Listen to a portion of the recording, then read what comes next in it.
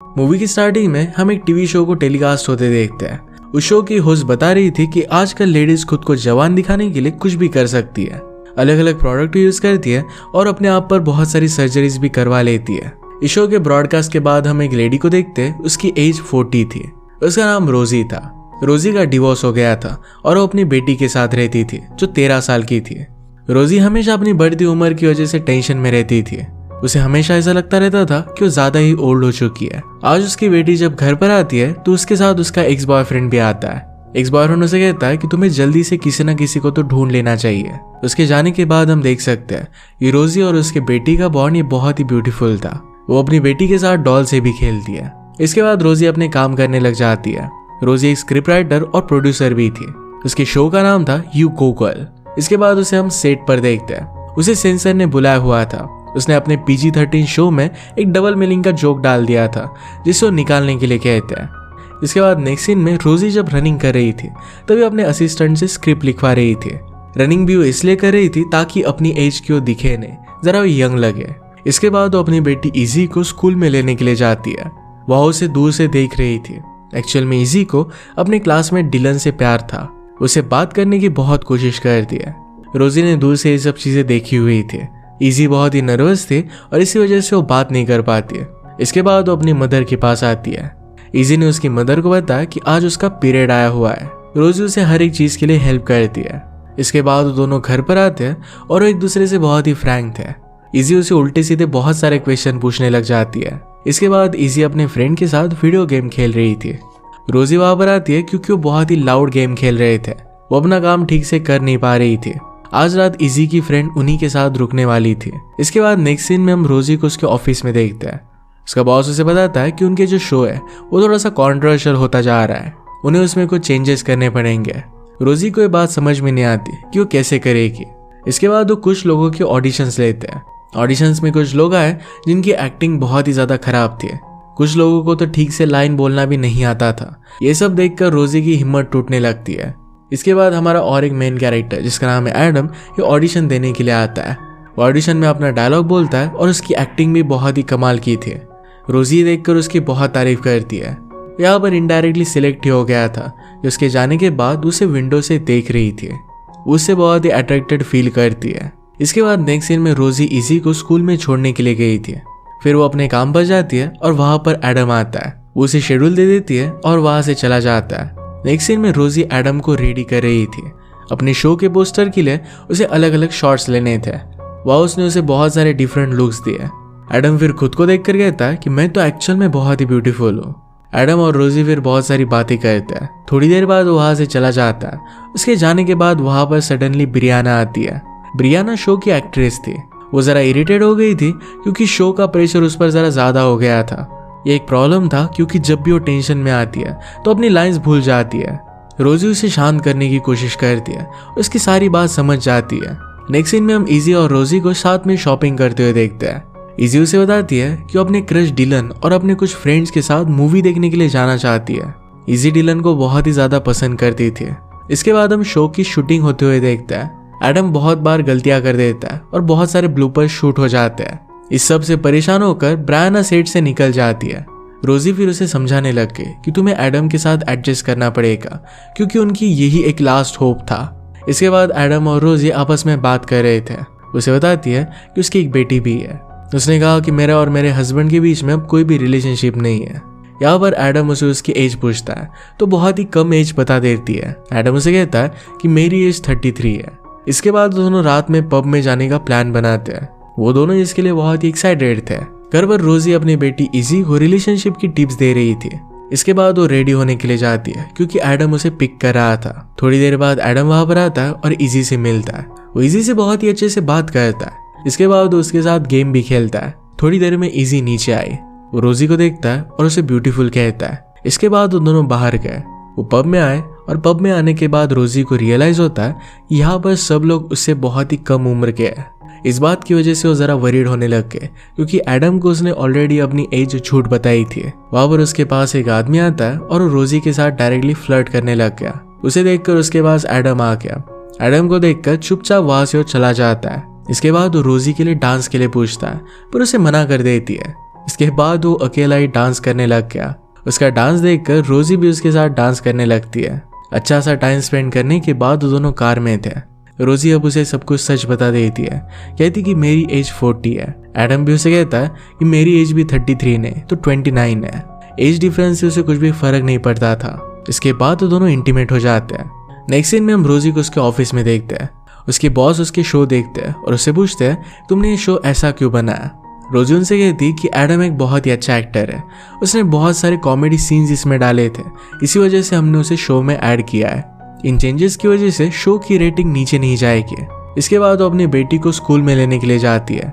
Easy एक लड़के से लड़ रही थी, उसे अपने साथ लेकर जाती है और पूछती है कि तुम लड़ क्यों रही थी। इजी उसे बताती है कि लड़का मुझसे कह रहा था कि तुम्हारे मॉम की शो की रेटिंग ये टॉयलेट से भी नीचे है। इन रियलिटी वैसे भी रोजी का शो जरा स्ट्रगल कर रहा था। घर आने के बाद रोजी ने इजी से पूछा कि तुम मूवी देखने के लिए गई थी, क्या तुम्हारे और डिलन के बीच में कुछ बात आगे बढ़ी। इजी कहती कि ऐसा कुछ भी नहीं हुआ। नेक्स्ट सीन में एडम ब्रियाना के साथ बात कर रहा था। रोजी को ये बात पता चलने के बाद रोजी उसके पास आती है। ब्रायना को वहां देखकर उसे जाने के लिए कहती है। उसे यहाँ पर साफ साफ जेलस फील हो रहा था। नेक्स्ट सीन में रोजी अपनी बेटी को पढ़ा रही थी, पर वो बार बार एडम के बारे में ही सोच रही थी। उन दोनों के बीच में बहुत सारा एज डिफरेंस था। उसे लग रहा था कि शायद ये प्रॉब्लम बन जाएगा। नेक्स्ट सीन में वो फिर से एडम के साथ उसके कार में थे, जहां पर वो दोनों इंटीमेट होने लगते हैं। इस बार रोजी उसे रोक लेती है। रोजी को उनकी रिलेशनशिप अब ठीक नहीं लग रही थी और ये एज डिफरेंस की वजह से। उसे कहती कि तुम बहुत ही यंग हो। एडम उसे कहता है कि मैं स्लोली ओल्ड हो जाऊंगा, इसके बाद कोई भी फर्क नहीं पड़ेगा। रोजी उसे कहती है कि तुम ओल्ड हो जाओगे पर मैं कोई यंग नहीं होने वाली है। उसे कहती कि हम दोनों सिर्फ दोस्त बनकर रह सकते हैं। नेक्स्ट सीन में इजी और उसकी फ्रेंड घर में थी। रोजी आकर उसे बता देती है कि अब वो किसी को भी डेट नहीं कर रही। नेक्स्ट सीन में एडम सेट पर रोजी से मिलने के लिए आता है, पर वो वहां पर नहीं थे। वहां की वर्कर से वो पूछता है तो उन्हें और 3 एपिसोड्स के लिए रिन्यू किया गया था। ये सुनकर उसे बहुत ही अच्छा लगता है। इसके बाद वो रोजी से मिलता है। रोजी उससे ब्रेकअप कर रही थी तो उसे मनाने की वो बहुत कोशिश करता है। उसे बहुत सारे गिफ्ट ला कर देता है। एक दिन रोजी और इजी कहीं पर जा रहे थे। कार में बैठकर रोजी रियलाइज करती कि एडम शायद सचमुच में उसे लाइक करता है, क्योंकि उसने उसके लिए एक मिक्स टेप भी बनाई हुई थी। नेक्स्ट सीन में हम शो के एक वर्कर को देखते हैं जो कि एडम को रोजी के खिलाफ भड़काने की कोशिश कर रही थी। एक्चुअल में उसे पसंद करती थी। इसके बाद नेक्स्ट सीन में रोजी अपने घर पर आती है। वहां पर डिलन और उसका फ्रेंड आया हुआ था। वो मस्ती कर रहे थे तो रोजी उन पर चिल्लाने लग गए, पर इजी उसे रोक लेती है क्योंकि डिलन को पसंद करती थी। प्रॉब्लम यह था कि डिलन इजी पर थोड़ा सा भी ध्यान नहीं दे रहा था। नेक्स्ट सीन में क्रू के सारे मेंबर्स उनका एपिसोड साथ में देखते हैं। वह सब अपने अपने सीन्स देखकर बहुत ही खुश थे। वह एडम भी आया हुआ था। नेक्स्ट सीन में रोजी ने अपनी बेटी को देखा जिसे डिलन पूरी तरीके से इग्नोर कर रहा था। अब सबका जाने का टाइम आ गया था। वर्कर एडम से पूछती है कि क्या वो उसे घर छोड़ देगा। इस पर एडम उसे मना कर देता है। इसके बाद सब वहां से जाने लग जाते हैं। जाते हुए ब्रायना रोजी से कहती है कि उसे डर है कि एडम की कॉमेडी की वजह से शो बंद ना हो जाए। इन सब बातों को रोजी इग्नोर कर देती है।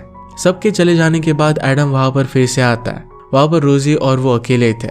इजी भी अपने डैड के साथ उनके घर पर चली गई थी। इस चांस का वो दोनों फायदा उठाते हैं, बहुत सारी मस्ती करते हैं। इसके बाद वो दोनों इंटीमेट हो गए। इसके बाद नेक्स्ट सीन में हम उन दोनों को एक रेस्टोरेंट में देखते हैं जहाँ वो दोनों बात कर रहे थे। अब उनकी शो की रेटिंग बढ़ चुकी थी और एडम भी फेमस होने लग गया था। वहां पर एडम की एक फैन आती है जो उसकी बहुत तारीफ करती है। ये सुनकर उसे बहुत अच्छा लगता है।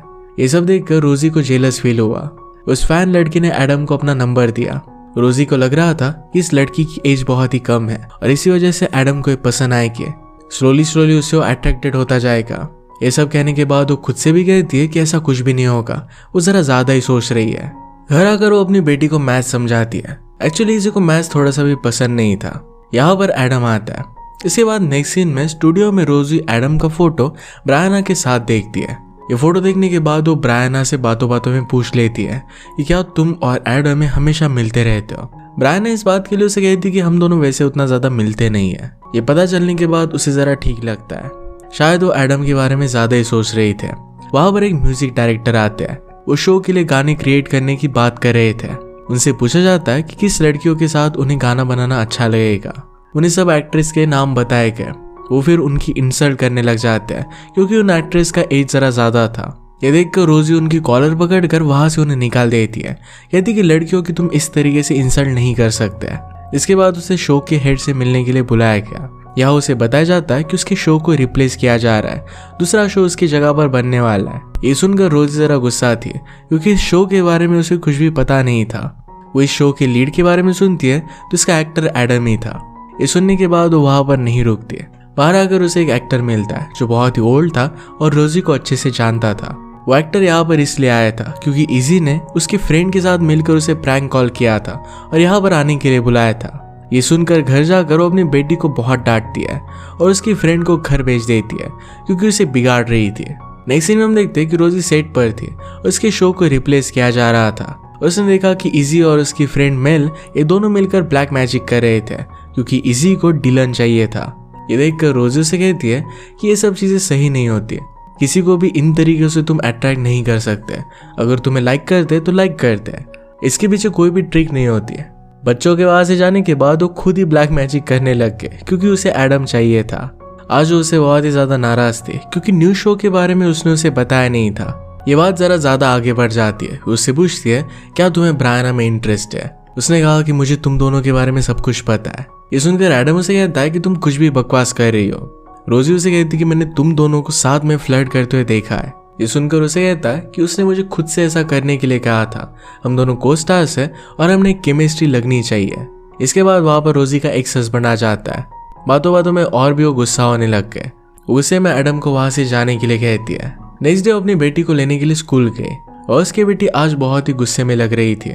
रोजी उसे उसके गुस्से की वजह पूछती है तो उसे बताती है कि उसकी क्लासमेट केटी उसे हमेशा चिढ़ाती रहती है। वो बार बार उसके सामने जाकर डिलन से बात करती है। उसे बताया कि मैं डिलन को लाइक करती हूँ, फिर भी मुझे चिढ़ाने के लिए ये सब वो करती रहती है। ये सब बात सुनने के बाद रोजी उसे समझाने लग गए। उसका मूड ठीक करने के लिए उसे शॉपिंग करने के लिए लेकर गए। घर आने के बाद रोजी ने देखा कि उसे सॉरी बोलने के लिए एडम ने उसके घर पर आकर हार्ट बनाया था। इसके बाद नेक्स्ट सीन में एडम अपने शो डायरेक्टर के पास गया। उन पर वो बहुत ही ज्यादा गुस्सा था। उनसे कहता है कि अगर मेरे न्यू शो में रोजी एज अ राइटर नहीं होगी तो शो वो नहीं करने वाला। अब डायरेक्टर के पास कोई ऑप्शन नहीं था तो रोजी को कॉल करता है और कहता है कि यहाँ पर आकर इस शो को राइट करो। रोजी का शो जिस तरीके से बंद किया गया था उस वजह से रोजी भी गुस्सा आती है और डायरेक्टर को मना कर देती है।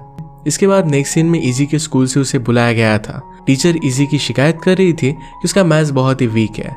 ये सुनकर रोजी ने इजी की साइड ली। उन्हें कहती कि आपके पढ़ाने का तरीका सही नहीं है, इसी वजह से शायद वो सीख नहीं पा रही। वो फिर इजी के साथ बाहर आ जाती है और उसे गले लगा लेती है। इजी उससे कहती कि आप दुनिया की बेस्ट मॉम हो। इसके बाद थोड़ा सा टाइम गुजर जाता है। अब विंटर आ गया था। इजी अपनी मॉम को एक गाना सिंग कर सुना रही थी। इसके बाद वो शो की क्लिप्स देखते हैं जहां पर एडम काम कर रहा था। वहां पर उसने नोटिस किया कि अपने ऑफिस में उसने जो फोटोज देखे थे, यानी कि ब्रायना और एडम के साथ के फोटोज, वो फोटोज इस शो से लिए गए थे। उन दोनों में एक्चुअल में कुछ भी चल नहीं रहा था। वहां की वर्कर ने रोजी के घर पर वो फोटो भेजे हुए थे और वो नहीं चाहती थी कि एडम और रोजी दोनों रिलेशनशिप में रहे। ये रियलाइज करने के बाद रोजी डायरेक्टली डायरेक्टर के पास गए। उस वर्कर को शो से फायर करने के लिए कहती है। अगर डायरेक्टर ऐसा करेगा तभी वो फिर से उसके साथ काम करने के लिए आएगी। डायरेक्टर इस बात के लिए मान जाता है। ये सुनने के बाद वो लड़की वहां पर आई और उसे बूढ़ी बोलती है। उसे कहती है कि तुम्हारी जैसी ओल्ड लेडी यंग टैलेंट को नहीं समझ सकती है। इसके बाद वो दोनों लड़ने लग जाते हैं। इजी ने उसे जो नेकलेस दिया था ये टूट जाता है और इसी वजह से उस लड़की को पंच मारती है। इसके बाद वो एडम से मिलने के लिए जाती है। रोजी ने जिस तरीके से उसे ट्रीट किया था, इन सारी बातों के लिए उसे वो माफी मांगती है। उसे सारी चीजें एक्सप्लेन कर देती है और कहती कि मैं तुमसे बहुत प्यार करती हूँ। इसके बाद एडम उसे एक्सेप्ट कर लेता है। नेक्स्ट सीन में एडम और रोजी इजी का शो देखने के लिए जाते हैं जहाँ इजी बहुत ही अच्छे से परफॉर्म करती है। ये देखकर रोजी की आंखों में पानी आ गया था। इजी के परफॉर्मेंस के बाद रोजी ने उसे दूर से देखा तो डिलन से बात कर रही थी। उनकी बात आगे बढ़ती है और वो दोनों एक दूसरे को किस करते हैं। ये देखकर रोजी बहुत खुश थी। उसकी बेटी को भी प्यार मिल गया था। इसके बाद एडम अपने फैंस के साथ था। अब रोजी को पूरा यकीन था कि एडम उसे कभी भी छोड़कर नहीं जाएगा। इसी के साथ ये मूवी एंड हो जाती है। अगर आपको एक्सप्लेनेशन अच्छा लगा तो प्लीज लाइक शेयर। अगर आपको एक्सप्लेनेशन अच्छा लगता है तो प्लीज लाइक और कमेंट जरूर कर दीजिएगा। बहुत सारी मूवीज लेकर आते रहते हो तो प्लीज चैनल को सब्सक्राइब कर दीजिए और बेल नोटिफिकेशन आइकन दबाना मत भूलिएगा। फिर से मिलेंगे और एक मूवी के साथ। तब तक के लिए थैंक यू और आप अपने आप का ख्याल रखिए।